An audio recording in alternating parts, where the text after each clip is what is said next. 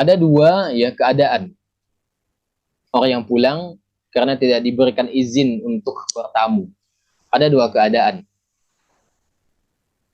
Pertama, ketika kita bertamu, ya, kemudian kita ternyata disuruh pulang atau memang tidak diizinkan untuk bertamu, maka kita pulang dalam keadaan ridho dan jiwanya tentram. Maka ini sesuai dengan syariat Islam karena ini yang diarahkan oleh Allah Subhanahu wa taala, ya. Ketika kita ingin bertamu tapi ternyata tuan rumah tidak mengizinkan kita atau kita diusir secara halus itu tadi, ya, salam kita dijawab tapi pintu tidak dibuka, maka kita pulang.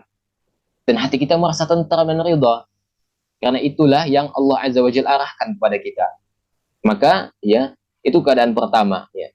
Kita pulang tanpa diizinkan bertamu, tanpa kita pulang tanpa diizinkan bertamu dengan hati yang tentram dan hati yang ridha, menerima begitu. Ya, karena itu yang Allah perintahkan. Kemudian keadaan kedua, dia pulang keadaan jiwanya itu tidak ridha dan merasa sakit hati ya. Ketika ingin bertamu tiba-tiba tidak diizinkan begitu atau disuruh pulang secara halus atau secara kasar, pulang-pulang begitu. Hatinya tidak ridho, teman-teman. Tidak terima ya, dan dia akhirnya apa? Merasa sakit hati. Akhirnya ada kecenderungan untuk apa? Balas dendam pada penghuni rumah atau mencela penghuni rumah ya.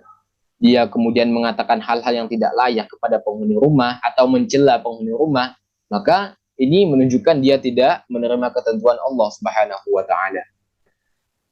Ya. Dan juga apabila kita bertamu dan tidak mendapati penghuninya, ya, tidak menjawab salam dan tidak mengatakan apa-apa setelah menjawab salam, ya, maka pulang. Ya, seperti yang sudah Anda jelaskan tadi, ada kita bertamu, ya, salam kita dijawab, ya, tapi tidak ada satupun yang mengizinkan kita masuk atau tidak ada tanda-tanda kita diizinkan masuk, hanya menjawab salam saja, maka kita pulang. Jangan masuk, ya.